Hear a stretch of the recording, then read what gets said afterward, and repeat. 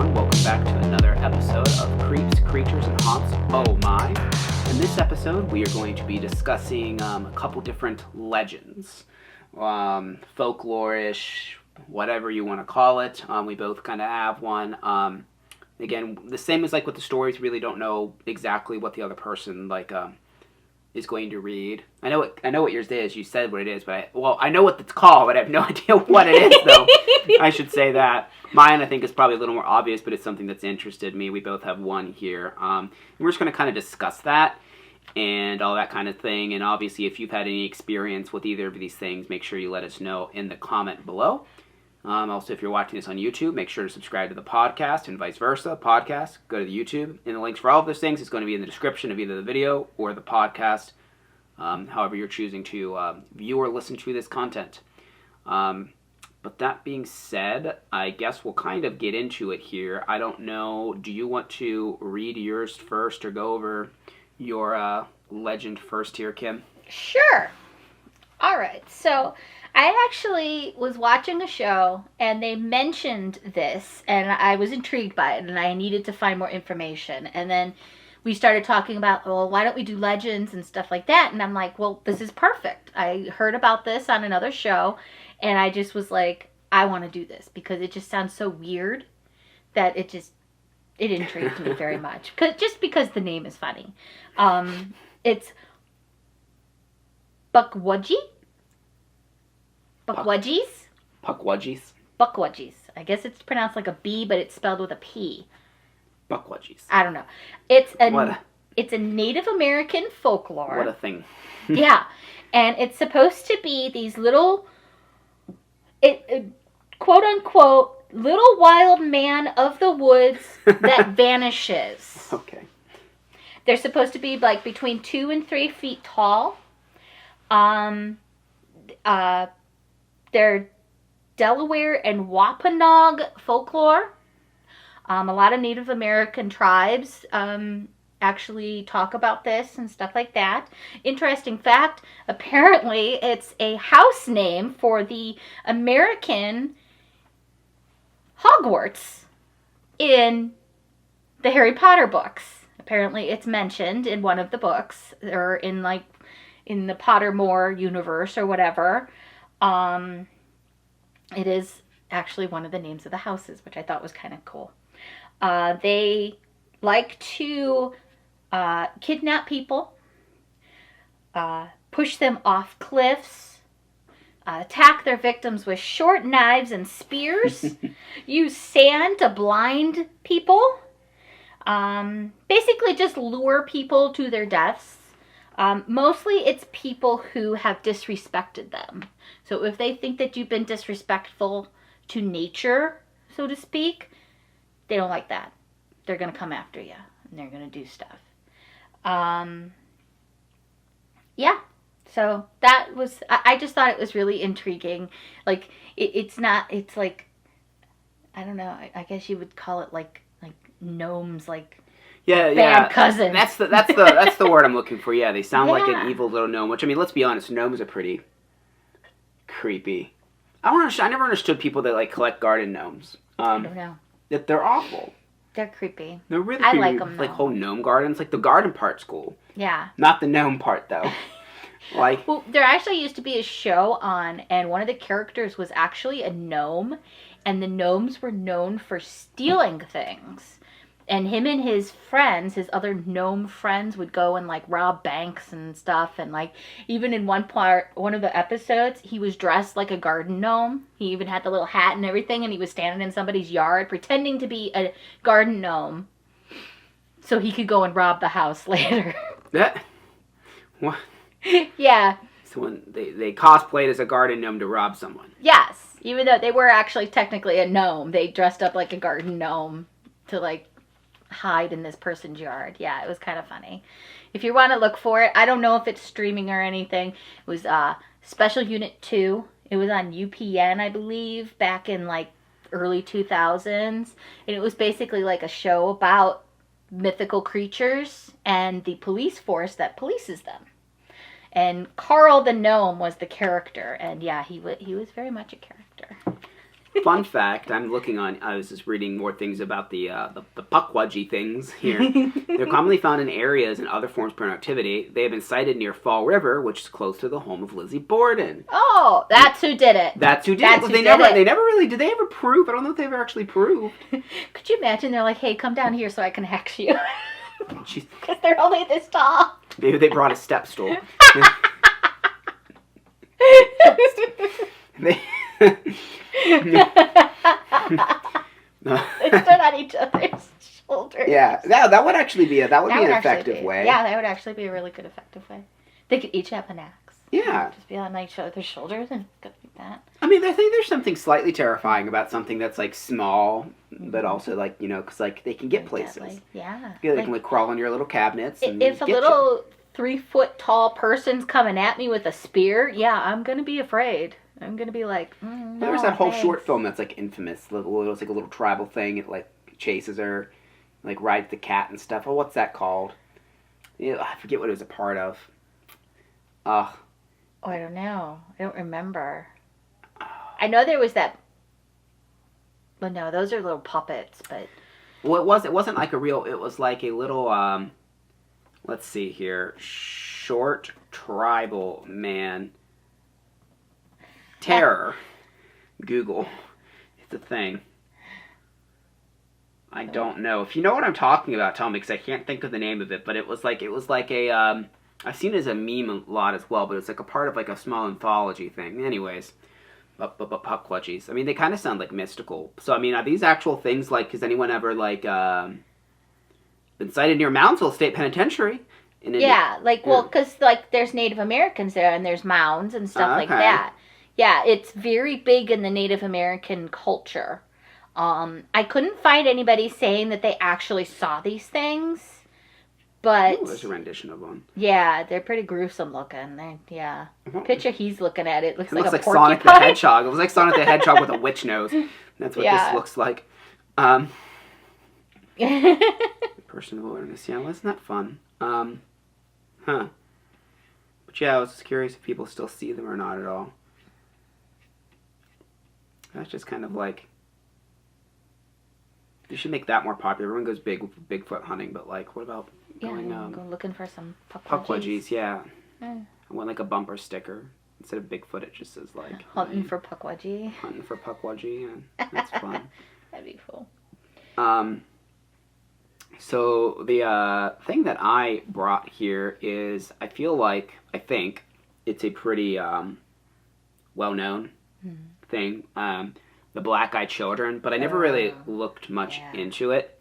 So I looked this up here and I typed a thing out here. I'm going to basically read. So yeah, they're creepy little things. Whatever. So basically, they are children that appear normal and try and get into unsuspecting victims' homes. And of course, this if you don't know any of this. And yeah, they basically so they look like normal children. They trying to get into people's homes or their vehicles. They just beg to get in and stuff. But upon further inspection, you'll notice that something's off about them. Mainly that their eyes are black as coal. And being near them supposedly makes you feel like tremendous fear, like anxiety and stuff. And there's been a few reports of them having talon-like feet. Some people believe that they are aliens trying to reach out to their Earth, whatever that means exactly. I was kind of confused by that, by their Earth. So Their planet. their planet, but I don't know how they'd be trying to reach out to their planet by contacting other humans, but that's something that people believe. Well, people think that they're demons trying to enter your home, and if you let them in, essentially you're letting the devil himself in. So that's kind of what people believe these things to be. When the legend started, it is up for debate. Some claim it was around the 1980s, when others say its origins lie in 1996, by Texas reporter Brian Bethel, who wrote about 2 encounters with these ghastly beings. In 2012, he retold his story on TV show Monsters and Mysteries, which goes like this. So I have 2 stories. So this one is taken pretty much directly from what he was quoted to say. And this wasn't his account, I guess, but the account of another. In the snowy town from the middle of nowhere of Vermont, an elderly couple heard the sound of 3 loud knocks on their door. They opened the door and saw 2 children, a boy and girl. Parents will be here soon. May we come in, they said. The children did not make eye contact and just stood there in the doorway. The elderly couple were hesitant, but after a while they let the boy and girl inside. The kids settled down on the couch while the wife made some hot cocoa and the husband asked some questions that went unanswered. The wife returned and noticed that her cat was scared and angry with the children. "May we please use the restroom?" they asked. The wife looked at the kids, and she finally saw them. The children's eyes were as black as starless universe. She directed them to the bathroom and returned to her husband, who was covering his face with his hand. "Did you see their eyes?" The husband then showed her his hand full of blood from a nosebleed. The power suddenly went out and the house turned dark as the kids' eyes. That's fun. The wife headed to the restroom and was confronted by the voice of the kids at the end of the hall uttering, "Our parents are here." The kids then exited the house, leaving the door wide open. The wife then noticed that there were two men at the end of the driveway. The men were very tall and slender. The wife waved but did not receive the same friendly gesture. The two men and the children drove away together in the car. The power then came back on a little later after the kids left. Throughout the next week, weird things around the house were happening. 3 of the 4 cats went missing, and the 4th had been found dead in a pool of its own blood. That's not good. The husband continued to have nosebleeds and finally went to the doctor when he was diagnosed with very aggressive skin cancer. Oh, no. So I mean, this account's kind of like sounding, it's a little bit like Mothman-esque, where there's like men in black, like coming to retrieve the demon/alien children. Like, first off, why would you just let these creepy children in your house? Like, no, you could stay on my porch. Thanks. Here, I'll get you a glass of water. And I kind of thought about that as well. It was kind of like, if kids were to come, like, to your place and just be like, oh, you know, our parents are coming home and it's the middle of winter, like, would you let them in? Like, I mean, I feel like some people might, especially if you like children. I don't think I'd let them in. That's what I'll say. No, they could sit on the porch. They could just be like, I'll let a dog in out of the cold, but your kid, that's not my responsibility. Kids are sticky. Kids are sticky. The other one, this was his first-hand encounter, Bethel.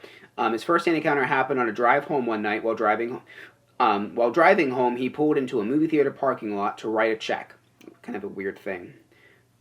Just kind of like, oh, let me stop so I can write this check I forgot to write. It's just such a weird, like, it couldn't wait till we got home. I don't know, but that's... Like, how long ago was this that he's writing a check? But this is his story. He was so engrossed in his check writing.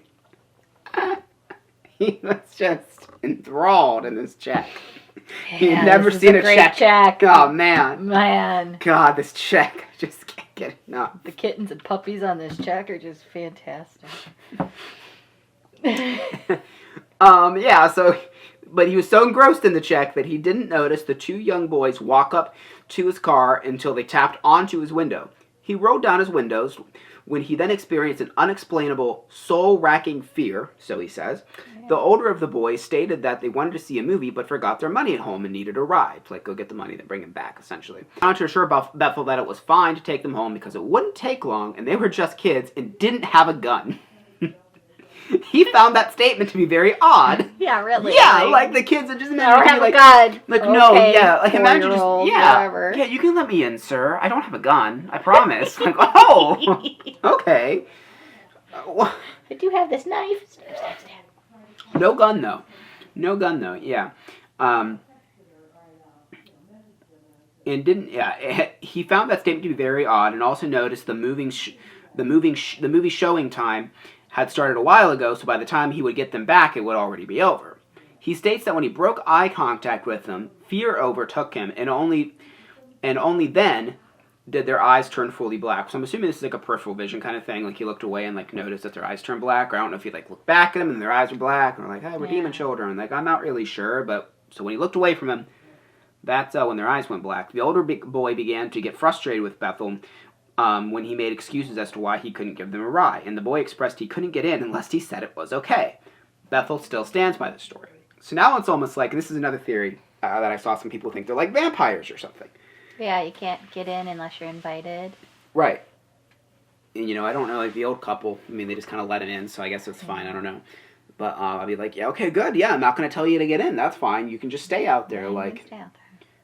And it's also, the other thing is, like, if the kids just need this ride home so bad, how'd they get to the movie theater? Like... Right. Like, how did they get there? Why didn't they bring money? Like, yeah. Yeah. After Bethel's story, a few other, so back in the 1996 when he, basically, was saying about this, more stories surfaced going back as late 1950s from other countries. Supposedly, it's more likely to see them if you already know about them. Even now, people still see these children on late-night drives or outside windows while at home.